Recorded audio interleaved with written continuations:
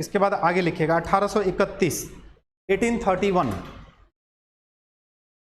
देखिए अभी तक क्या हुआ कि अंग्रेजों ने यहाँ झारखंड के जो शासक थे, लोग थे, उनसे अपना मालगुजारी लेने का प्रॉपर व्यवस्था तय कर लिया, जमींदारों को इन्वॉल्व कर दिया।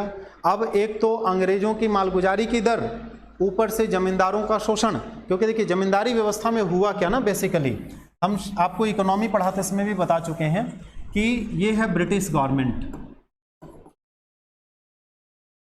ब्रिटिश गवर्नमेंट, और मान लेते हैं ये है एक रैयत, किसान, रैयत या किसान या जमीन का मालिक। वैसे अगर देखा जाए तो जमीन का जो एक्चुअल मालिक होता है वो सरकार होती है, ठीक है ना, सरकार जब चाहे आपसे जमीन ले सकती है। लेकिन वैसे हम ऐसा नहीं मानते, हम जब ये सब पढ़ते तो मान लेते कि अगर हमने कोई ज़मीन खरीदी तो उसके मालिक हम ही हैं, हम उसको अपने आप को ज़मीन का रैयत बोले तो ज़्यादा अच्छा है, ठीक है ना। तो रैयत का मतलब एक तरीके से यहाँ पे हो गया मालिक। भूस्वामी, एक्चुअल भूस्वामी सरकार ही होती है, क्योंकि सारी ज़मीन उन्हीं की है, वो जब चाहेंगे तब आपको बेदखल कर देंगे, आपका घर तोड़ देंगे और वहाँ से सड़क निकाल लेंगे, बोलेंगे मुआवजा ले और जा। आप रोक पाइएगा क्या? नहीं रोक पाइएगा, ठीक। तो ऐसे समझ लिए, तो रैयत या किसान। अब रैयत या किसान को सरकार ने क्या तय किया, मालगुजारी व्यवस्था में तय किया कि तुम सीधा लाके हमको टैक्स दोगे, लेकिन इसमें टैक्स सरकार को आ नहीं रहा था, तो सरकार ने तय किया कि देखो जो फसल उगाओगे, एग्जाम्पल ले रहे हैं, एग्जैक्ट ये डेटा नहीं होगा, एग्जाम्पल ले रहे हैं कि जितना फसल उगाओगे उसका 50% तुमको हमें टैक्स दे देना है। ऐसा मान लेते हैं सरकार ने नियम बना दिया कि आधा हिस्सा तुम रखोगे, आधा हिस्सा हमको दे दोगे। तो अब ये लोग सीधा ले जाके दे रहे हैं, लेकिन हुआ क्या, ये जब नहीं ले जाके दे रहे तो सरकार ने जमींदारी व्यवस्था लागू कर दी और सरकार ने एक जमींदार अपने अंडर रखा। तो ये जमींदार कहाँ आ गया, ये जमींदार आ गया सरकार के अंडर में और किसान के या रैयत के ऊपर। और सरकार ने कहा कि सुनो, उसका जितना उपज होगा, 100 रुपया अगर का फसल का उपज करेगा तो महीने के अंत में या फसल के अंत में, जो भी फसल होगा रबी खरीफ, उसके अंत में 50% फसल की राशि या फसल उठा के लाके हमारे पास जमा कर देना। अब ये जमींदार क्या करता है, इसको किसान से कितना लेना है, 50%। तो किसान को बोलता है कि ऐसा है कि तुम 50% मत दो, 55% दो, ताकि 5% मेरा भी फायदा हो, क्योंकि इसको सैलरी तो कुछ मिल नहीं रही है। तो इसने 55% लेना शुरू किया और इसको देना शुरू किया सरकार को। तो किसान के ऊपर क्या हो गया, बर्डन बढ़ गया। अब यहाँ तो 55 है, मान लीजिए इस जमींदार को ये लगा कि भैया हम तो ठहरे जमींदार, और जमींदार माने कॉलर सीधा करके चलने वाला आदमी, वो किसानों से बात करेगा तो उसकी अहमियत कम हो जाएगी। किसान को लगेगा जमींदार तो मेरे साथ उठता बैठता है, जमींदार को लगेगा किसानों से बात करे, छी ये नीचे जाति, नीचे दर्जे का आदमी, इससे क्यों बात करेंगे। तो इसने क्या किया, अपने अंदर एक सब जमींदार रखा, उप जमींदार, सब जमींदार। देखिए आपके सीएनटी कानून में एक अंडर रैयत है, वो हम लोग बाद में दर रैयत जिसको बोलते हैं वो अलग चीज है, वो देखेंगे हम लोग। ये है सब जमींदार, जमींदार के अंडर में जमींदार। अब इसने इसको कहा कि ऐसा है, किसान से जाके तुम 55% वसूल के हमको दे देना। तो इसने क्या किया, इसने सोचा कि 55 तो इसी को देना है और फिर ये 50 दे देगा, 5 इसको बचेगा। इसने क्या किया, कहा किसान से कि हमको 60% दो तुम। तो किसान के ऊपर बर्डन और बढ़ गया। फिर इसको लगा कि यार हम भी जमींदार से कम थोड़ी जो हैं, भी बड़े जमींदार हैं। इसने अपने अंडर एक और सब जमींदार रख लिया और ऐसी जमींदार और सब जमींदार की पूरी श्रृंखला बन गई। आपको बताया हूं कि भारत में जब भूमि सुधार पढ़ाते इसमें शायद मैंने बताया है कि भारत में जमींदारों की श्रृंखला में 7-7, 8-8 लेयर थे और उसके कारण इनका टैक्स 90% तक पहुंच गया। 100 रुपया कमाते थे बेचारे फसल से या उगाते थे 100 रुपया का फसल, 90 रुपया टैक्स, 10 रुपया बचा, पूंजी भी नहीं निकली। तो जमींदारों से इनका शोषण बढ़ गया। एक तो आर्थिक शोषण बढ़ा, दूसरा कई बार जमींदारों ने सही समय पे राजस्व नहीं देने पे इनके जमीनें हड़प ली, कहा कि चल जमीन ला, हम खेती करेंगे, हम सरकार को दे देंगे, तुम बेदखल जाओ दूसरी जगह जहां रहना है। इनके जो संपत्ति थे उस पर अधिकार करना शुरू किया। तीसरा क्या किया, इन जब कभी मान लीजिए इसको खेती करने के लिए पैसा चाहिए, और गरीब आदमी था ना, गांव का किसान क्या था, गरीब था। उस समय आज की तरह बहुत सारी फैसिलिटीज़ नहीं थे कि बैंक से जाके लोन ले लिया, सरकार ने किसान क्रेडिट कार्ड बनाया, ऐसा तो कुछ था नहीं। तो इसको अगर कोई लोन चाहिए था, ऋण चाहिए था, चूँकि टैक्स रेट बहुत ज़्यादा था तो ऋण की ज़रूरत तो पड़ेगी, क्योंकि पूंजी जो लगाया था वो भी नहीं निकला, अगले साल की फसल के लिए उसको पैसा चाहिए। तो ये क्या करता था, लोन लेता था, किससे, उसी जमींदार से जिसको ये टैक्स दे रहा है। तो इसने जमींदार से कहा कि जमींदार साहब हमको ऐसा कीजिए कि आप 1000 रुपया का लोन दे दीजिए सूद पर। जमींदार ने कहा कि ले ले लोन, लेकिन याद रखना इस पे 15% ब्याज लगेगा महीना, हर महीने 1500 रुपया देना पड़ेगा तुमको। तो 1 साल के बाद सोचिए वो कितना पहुंच गया, कितना पहुंच गया, 200% हो जाएगा, उससे भी ज़्यादा हो जाएगा। तो इसकी ज़मीन चली गई। इसके बाद क्या हुआ, कई लोगों ने अपना ज़मीन रेहन पे रख दिया। रेहन पे माने बंधक रख दिया कि भैया मेरा ज़मीन का कागजात तुम रख लो और हमको लोन दे दो, अगर हम नहीं दे पाए तो ज़मीन हड़प लेना, मेरा ज़मीन रख लेना, घर रख लेना। ऐसे एक फिल्म है मदर इंडिया, उसमें दिखाया गया ऐसा। तो इस तरीके से ज़मींदारों ने शोषण किया। इसके बाद ज़मींदारों ने इनके जो कल्चरल एस्पेक्ट थे वहाँ इंटरफेयर करना शुरू किया, उसके साथ छेड़छाड़ करना शुरू किया। उसके बाद इनके घर में जो महिलाएं रहती थी, बच्चियां रहती थी, उनके साथ दुर्व्यवहार करना शुरू किया। माने तमाम तरह से इनका शोषण होना शुरू हो गया। तब इन लोगों ने कहा कि अब तो बहुत सह लिया, बहुत बर्दाश्त कर लिया। जब बर्दाश्त की सीमा एक लेवल से, बर्दाश्त जो है वो सीमा से बाहर जाता है, तो फिर कोई भी आदमी अपने आप को रोक नहीं पाता। फिर वो क्या करता है, बगावत, उसी का नाम है बगावत। बगावत का ज़्यादातर जन्म शोषण के साथ होता है। जब शोषण बढ़ जाता है, घर वाले जब ज़्यादा आपको दबाने का प्रयास करते हैं तो आप भी घर वालों के खिलाफ कई बार बगावत कर देते हैं। कई जगह सुना होगा, नहीं बेटा बागी हो गया है मेरा, कुछ नहीं सुनता है, वो अपने ही मन की करता है। उसको कहो अभी दिन है तो कहता है रात है, ऐसा। तो इन लोगों ने भी रास्ता अपनाया और 1831 में इन लोगों ने सशस्त्र संघर्ष किया अंग्रेजों के खिलाफ, जिसका नाम है कोल विद्रोह। उसके पहले और भी हुए हैं, तिलका आंदोलन 1785 में हुआ, तमाम विद्रोह हुए, लेकिन ये पहली बार संगठित तौर पे, पहले छिटपुट अकेले अकेले कर रहे थे और उसका ज़्यादा लाभ नहीं मिल रहा था। पहली बार 1831 में संगठित तौर पे आदिवासियों ने, यहाँ के ट्राइबल्स ने अंग्रेजों के खिलाफ आवाज़ बुलंद की और कहा कि सबको मार के भागेंगे, चाहे जमींदार हो चाहे अंग्रेज हो, कोई यहाँ दिखना नहीं चाहिए। समझ में आया? तो लिखिए इस बात को, 1831 लिखिए, देखिए 1831 लिख के डैश दीजिए, कोल विद्रोह। बात मेरी समझ में आ रही है? कोल विद्रोह। और उसे में पॉइंट लिखिए कि पहली बार झारखंड में आदिवासियों का संगठित विद्रोह, organised revolt by tribals in Jharkhand first time against britishers. Jharkhand में जनजातियों द्वारा पहली बार संगठित विद्रोह अंग्रेजों के खिलाफ किया गया। इसमें से जितनी बात आपको अच्छी लग रही है लिख लीजिए, जितनी बात अच्छी नहीं लग रही है छोड़ दीजिए। लग रहा है जानते हैं। कई बार ऐसा होता है ना, हम एक सेंटेंस लिखवाते हैं तो आप एक पॉइंट लिखते हैं कि अरे 3 तो हमको पता है। कई बार ऐसा भी आप करते हैं और एग्जाम में जाते हैं तो वही 3 याद नहीं आता है, वहाँ गड़बड़ होता है। लिख लीजिए। दूसरा लिखिए, दूसरा पॉइंट लिखिए, यह विद्रोह अंग्रेजों के साथ साथ जमींदारों के शोषण के विरुद्ध भी था।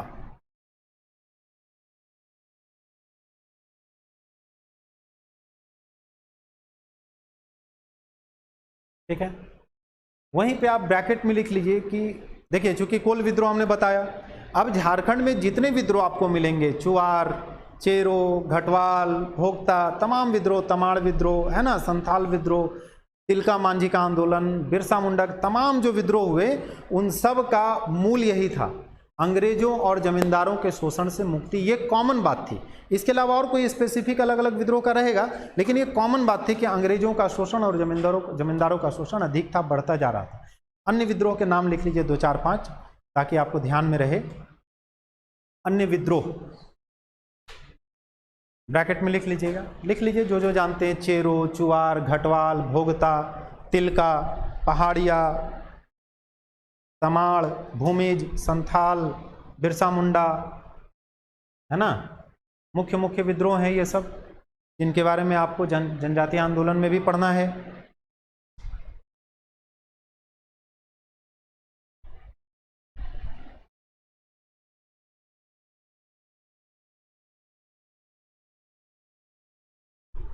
ठीक, अब सोचिए, घर में जब आपको दबाया जाता है या आपके अधिकारों से वंचित किया जाता है, जैसे मान लीजिए कि आपको, अभी इस उम्र की बात नहीं कर रहे हैं, इस उम्र में तो अलग मुद्दे पे बगावत होती है, ज़्यादातर शादी ब्याह वाला ही मामला होता है। तो तुम लाख बढ़िया लड़का पसंद करके आओ, हम करेंगे तो अपने ही पसंद से, अब बढ़िया लड़की पसंद करके आओ, हम करेंगे अपने ही पसंद से। कई लोग घर वालों को कन्विंस कर लेते हैं, कई वो लोग नहीं कर पाते, और जब नहीं कर पाते तो फिर वहाँ बगावत कर देते हैं।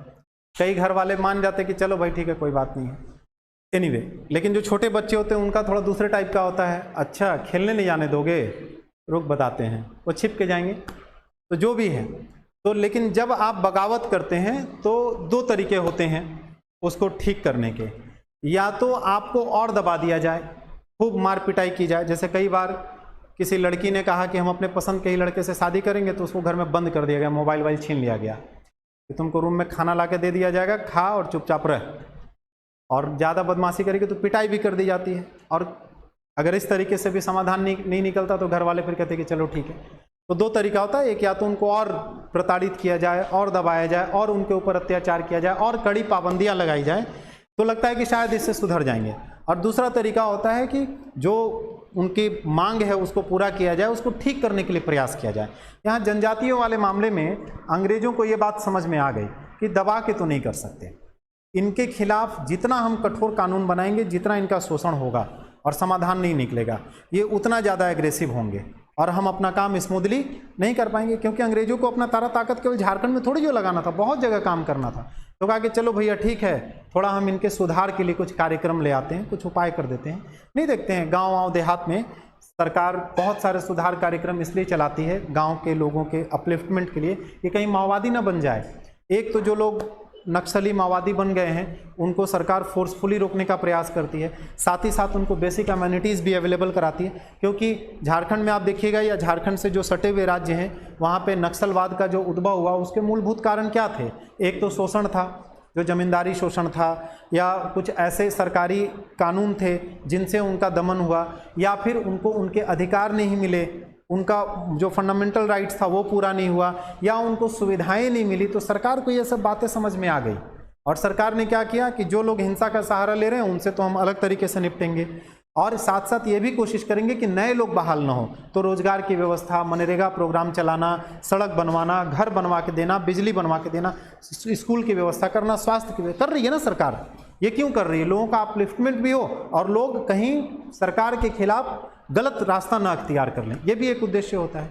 तो इसी तरीके से अंग्रेजों को ये बात समझ में आ गई कि इन विद्रोहों का दमन हम केवल फोर्स से नहीं कर सकते, इनके कल्याण के लिए भी सोचना पड़ेगा। तो लिखिए फिर आगे, लिखिए इन विद्रोहों के परिणाम स्वरूप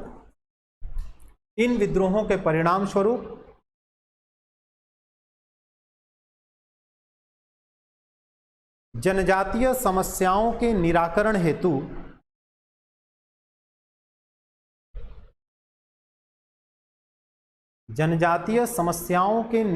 हेतु कई उपाय किए गए।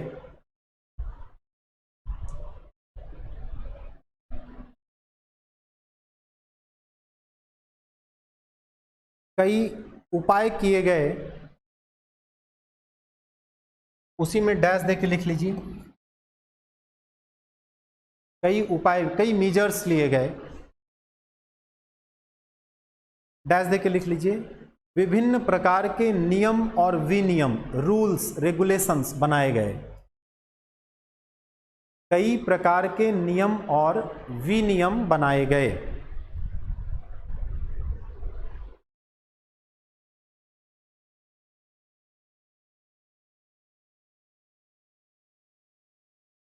ठीक, अब 1793 ईस्वी से लेके 1859 ईस्वी तक कुछ बड़ी ही प्रमुख नियम और रूल्स रेगुलेशन सरकार ने बनाए, अंग्रेजी सरकार ने। उनके बारे में थोड़ा थोड़ा जान लीजिए, जिसका बाद में यहाँ से समझ में आ रहा है ना। तो ये नियम विनियम का ही एक पार्ट क्या है, CNT और SPT। तो यहीं से आपको बात समझ में आ जानी चाहिए कि CNT और SPT बाद में लाया गया। यहाँ से कई प्रकार के नियम बनाने की शुरुआत हो गई, जिसका मुख्य उद्देश्य क्या था सरकार का? जो जनजातीय समस्याएं हैं, जो यहाँ पे ट्राइबल्स लोकल लोग रह रहे हैं, उनकी समस्याओं का समाधान करना, इसका मूल उद्देश्य था। ये ऑफिशियली, कुछ अनऑफिशियल ऑब्जेक्टिव भी था। अनऑफिशियल ऑब्जेक्टिव आपको एग्जाम के लिए जरूरी नहीं है, एग्जाम में लिखिएगा तो गड़बड़ हो जाएगा, लेकिन था क्या था? अंग्रेजों को अपना हित भी साधना था। भाई यहाँ के ज़मीन पे उनको कब्जा करना है या ज़मीन पे कोई प्रोजेक्ट लगाना है। जैसे अभी एग्जाम्पल के तौर पे समझ लीजिए, सरकार को झारखंड में एक बहुत बड़ा प्लांट लगाना है। अगर सरकार आके यहाँ के लोगों से कहे कि चलो अपनी ज़मीन हमें दो, हम यहाँ प्लांट लगाना चाहते हैं, तो देंगे कोई ट्राइबल लोग या कोई भी व्यक्ति देगा? कहेगा कतई नहीं देंगे। लेकिन सरकार बोलती है ऐसा है, प्लांट लगाएंगे और उसमें तुमको नौकरी दे देंगे, तुम्हारे घर के एक आदमी को नौकरी मिलेगी, जमीन का मुआवजा भी मिलेगा, तुमको ये भी फैसिलिटी देंगे। तो आप कहते हैं कि अच्छा अच्छा ये भी सब मिलेगा, हाँ ठीक है तब ले लो जमीन। तो वहाँ पे सरकार को अपना इंटरेस्ट पूरा करना था, इसलिए उसने अपने इंटरेस्ट को आपके इंटरेस्ट को ध्यान में रखा। तो ये भी एक बात होती है। तो अंग्रेजों का भी कुछ ऐसा था कि अंग्रेजों को भी बहुत सारे काम करने थे ना भाई। यहाँ पे रेलवे बिछाना था ताकि वो ट्रांसपोर्टेशन सही तरीके से कर सके, व्यापार सही तरीके से कर सकें। सैनिकों की छावनियाँ बनानी थी ताकि मीर कासिम और मराठों से लड़ सकें। इस क्षेत्र पे और भी दूसरे तरीके के अधिकार करने थे। तो वो विद्रोह के प्रभाव, मैंने जब विद्रोह का प्रभाव था तो कर नहीं सकते थे। तो कहीं ना कहीं उनको आपके ऊपर कॉन्फिडेंस स्थापित करना था। तो कॉन्फिडेंस स्थापित करने का सबसे अच्छा तरीका होता है कि मदद कर दो। जिसकी आप मदद करते हो बेचारा एहसान के तले दबा हुआ रहता है। ऐसा आपकी लाइफ में भी होता होगा। किसी मुसीबत के समय आपके किसी दोस्त ने, आपकी मम्मी पापा को तबीयत खराब थी और वो एकदम बेड रेस्ट पे थे और 10,000 रुपये दे दिया और कहा कि लो यार दोस्त है तुम्हारे, हम नहीं काम आएंगे तो कौन आएगा, लो इलाज करवाओ। और आपने इलाज करवा लिया और था चालबाज आदमी। वो कहा कि इससे काम निकलवाना है कुछ, और जब समय आया तब उसने कहा कि सुनो ना मेरा एक छोटा सा काम है ये कर दो। और आप जानते हैं कि वो अनैतिक है, लेकिन आपको क्या लगता है कि यार वो मेरी मम्मी की तबीयत खराब थी तो 10,000 रुपया दिया था, जबकि उसने दिया ही इसी उद्देश्य से था। उसका प्राइम ऑब्जेक्टिव आपकी माता जी नहीं थी, उसका प्राइम ऑब्जेक्टिव था कि आपसे एक फला काम निकलवाना है। ऐसा कई बार होता है, आपने देखा होगा। लेकिन आप एहसान से इतना दबे होते हैं कि उसमें नैतिक अनैतिक का होश नहीं रहता है। आप बहुत सोच के भी उलझे रहते हैं कि करें कि ना करें, और आपको बार बार वो 10,000 रुपया का एहसान याद आता है। और आप क्या करते हैं कि चल हटाओ यार, एक बार के लिए इग्नोर करते, एक बार से थोड़ी जो नरक मिलेगा। हम तो बहुत बार गलती करेंगे तब ना नरक मिलेगा। जीवन में पहला अनैतिक काम कर रहे हैं, इससे नहीं मिलेगा। बल्कि अगर मिलना भी हो तो गंगा में जाकर डुबकी लगा लेंगे, खत्म हो जाएगा पाप। कुछ ऐसा विचार आ जाता है आपके मन में। तो एनीवे, तो यहाँ अंग्रेजों का ये भी एक उद्देश्य था, लेकिन इसको लिखना नहीं है हमको। समझ में आ रहा है? आंसर में लिख मत दीजिएगा, क्योंकि आप यहाँ पे जो किताब में बातें लिखी हैं, जिन्होंने कहा उन्होंने यही कहा कि, और जो कॉपी चेक कर रहा है वो भी वही किताब पढ़ के आया, हालांकि उसको सेंस है ये बात, लेकिन वो आपकी बात को बहुत ज़्यादा तवज्जो नहीं देगा। उसको तो यही पता है कि जनजातीय कल्याण के लिए, जनजातीय समस्याओं के सुधार के लिए, ठीक है ना। तो चलिए 1793 से 1859 लिखिए और डैश देख लिखिए। अब आप मुझे एक और बात बताइए यहाँ पे, तब फिर अगली बात बताएंगे आपको, कि जैसे खाप पंचायत में एक नियम कि कोई इंटरकास्ट मैरिज नहीं कर सकता है, कोई सगोत्रीय विवाह नहीं कर सकता, ऐसे नियम होते हैं ना, ऐसे जनजातियों में भी नियम है। हम लोगों के सामान्य हिंदू समाज में भी होता है कि सेम गोत्र में विवाह नहीं होना चाहिए, सेम गोत्र को भाई बहन मानते हैं। या बायोलॉजिकली भी कुछ लोगों ने साबित किया है कि सेम गोत्र में विवाह करने से कुछ जेनेटिकल डिसऑर्डर भी हो सकता है, कई बार ऐसा देखा गया। जो भी हो कारण, तो एक सिंपल सा एग्जांपल लेते हैं कि जो हरियाणा में खाप पंचायत है, खाप पंचायत में एक रूढ़िगत विधि है, मान लेते हैं, हालांकि वो अवैध है लेकिन मान लेते हैं कि कोई भी लड़की या कोई भी लड़का अपनी जाति से बाहर किसी से विवाह नहीं करेगा, ये उनका कस्टमरी लॉ है, ऐसा मान लिया। अब सरकार ने कानून बना दिया कि भारतीय संविधान के आर्टिकल 21 को प्रभावी बनाने के लिए, क्योंकि सभी व्यक्ति को अपने जीवन जीने की स्वतंत्रता है, व्यक्तिगत स्वतंत्रता है, डिसीजन लेने की स्वतंत्रता है, इसलिए कोई भी व्यक्ति जो बालिग है वो निर्णय ले सकता है कि मुझे किससे शादी करनी है। तो अब क्लैश हो गया ना। एक रूढ़िगत लॉ क्या कह रहा है कि आप नहीं कर सकते, आधुनिक कानून क्या कह रहा है कर सकते हैं। तो किसी एक कानून को तो एबॉलिश होना पड़ेगा, लेकिन जो कानून सरकार ने बनाया है वो कानून प्रभावी होता है। जो रूढ़िगत कानून है वो कम प्रभावी। अगर रूढ़िगत कानून के को क्लैश करते हुए कोई सरकारी कानून बना दिया जाए तो रूढ़िगत कानून अपने आप क्या हो जाएगा, अमान्य हो जाएगा। भले वो पीढ़ी दर पीढ़ी चलता आ रहा हो, लेकिन उसकी वैलिडिटी कोर्ट में नहीं रहेगी। कोर्ट जो सुनेगा वो क्या सुनेगा, हाँ, जो सरकार का बनाया हुआ कानून है संसद का, उसको माना जाएगा। हाँ, वहाँ पे कहीं कंफ्यूजन क्रिएट होता है जिसके बारे में अस्पष्टता नहीं है, तब जो कोर्ट है वो रूढ़िगत विधियों का सहारा लेती है कि इस मामले में अभी तक क्या चलता आ रहा था उसके हिसाब से डिसीजन दो। समझ में आ रही मेरी बात? तो ऐसे ही क्या हुआ कि पहले तो सब रूढ़िगत कानून चल रहे थे यहाँ पे क्षेत्रीय राजाओं के। अब अंग्रेजों ने नए नए कानून बनाने शुरू किए, और नए नए कानून बनाएंगे तो जहाँ जहाँ रूढ़िगत कानूनों से क्लैश होगा वहाँ रूढ़िगत कानून, रूढ़िगत विधि क्या हो जाएगी, अपने आप ध्वस्त हो जाएगी, समाप्त हो जाएगी। तो लिखिए 1793 से 1859 के बीच लिखिए। इस बीच लाए गए नियमों व विनियमों, रूल्स एंड रेगुलेशंस, इस बीच लाए गए नियमों व विनियमों के कारण रूढ़िगत विधियां, कस्टमरी लॉज ध्वस्त होने लगी, समाप्त होने लगी, एबॉलिश होने लगी।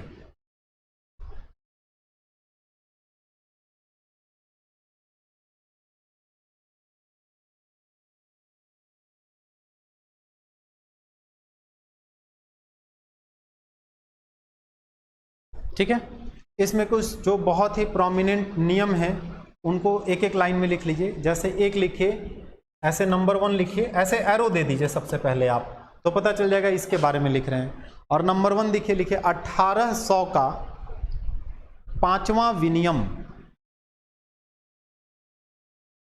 1800 का 5वां विनियम था 1800 ईस्वी में। उस समय की सरकार ने इस क्षेत्र के लिए जितने रेगुलेशंस लाए उसमें नंबर 5 का रेगुलेशन, बात मेरी समझ रहे हैं? जैसे संविधान संशोधन आता है ना, तो लिखते हैं ना 1942 का या 1974 में 42वां संविधान संशोधन, ऐसा कुछ लिखते हैं ना हम लोग, लिखते हैं कि नहीं लिखते हैं? तो इसका मतलब उस ईयर में लाया गया और वो नंबर क्या था, 42वां था।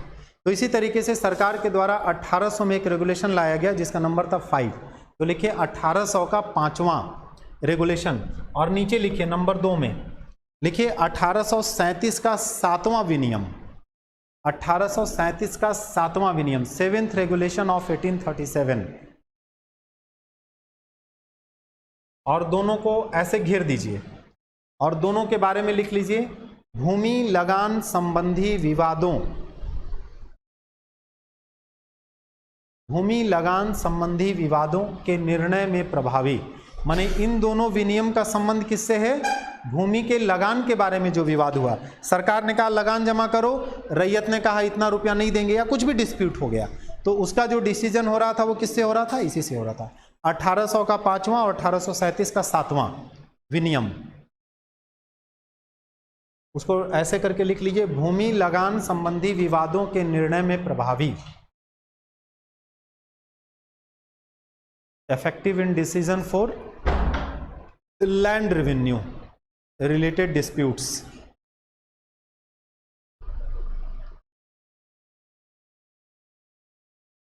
ठीक है, फिर अगला लिखिए तीसरे नंबर में 1859 का 1859 का 10वां विनियम। 1859 का 10वां विनियम,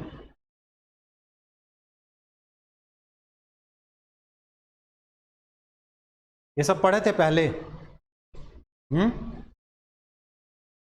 कितने लोग पढ़े थे? आप लोग तो YouTube वगैरह पे भी देखते हैं ना? YouTube नहीं देखते हैं? देखते ही नहीं है। हम मेरे पढ़ाने के अलावा पढ़े थे। देखिए ऐसे समझिए एक बात को, जैसे एक व्यक्ति भारत के संविधान के बारे में पढ़ चुका है, लेकिन उसने 1773 के रेगुलेटिंग एक्ट से लेकर 1935 तक के जो भारत शासन अधिनियम था उसके बारे में उसको कुछ पता नहीं, और संविधान पढ़ लिया तो एग्जाम में जाके आंसर नहीं कर पाएगा, या उसको संविधान की समझ नहीं हो पाएगी। क्यों? भारतीय संविधान का एक बहुत बड़ा आधार 1773 से लेकर 1935 तक के भारत शासन अधिनियम के जो प्रावधान थे, 73 में आया, 81 में आया, अलग अलग समय पे आया ना, बहुत सारे, 1861 में आया। अंग्रेजों ने बहुत सारे ऐसे रेगुलेटिंग एक्ट या गवर्नमेंट ऑफ इंडिया एक्ट लाए, 1909 में आया, 19 में आया, आया कि नहीं? और उनसे बहुत सारे प्रावधानों को निकाल के शामिल किया गया संविधान में। इसके अलावा संविधान में हमारे जो पुराने कल्चर थे वहाँ से भी चीज़ों को लिया गया, दूसरे देशों से भी प्रभाव पड़ा। तो जब तक आप पूरे पैकेज में नहीं समझेंगे और संविधान का आर्टिकल पढ़ के जाएंगे और क्वेश्चन पूछेगा तो बता पाइएगा। पूछेगा कि भारत में गवर्नर जनरल, भारत में जो राष्ट्रपति का पद है वो किस एक्ट के उससे प्रेरित है, तो जो गवर्नर जनरल का पद था ना, उसी पद को मॉडिफाई करके राष्ट्रपति का पद बना दिया गया। कुछ इस तरीके से बहुत सारी ऐसी चीज़ें हैं जो दूसरे, जो पुराने अंग्रेजी शासन के समय जो तमाम अधिनियम लाए गए वहाँ से लिया गया। तो ठीक उसी तरीके से सीएनटी कानून जो आप पढ़ रहे हैं, इसका भी तो एक बैकग्राउंड है। इसके बनने के अचानक तो सीएनटी बना नहीं, सीएनटी कानून और एसपीटी कानून बनने के पहले छोटे छोटे बहुत सारे कानून बन चुके हैं, और उन्हीं कानूनों को सुधार करके या मॉडिफाई करके या उसमें और बातें जोड़ के जो छूट गई थी और सीएनटी कानून बनाया गया। इसको थोड़ा सा ना बंद कर दीजिए, ये हवा तेज चल रही है तो ये बार बार परेशान करेगा।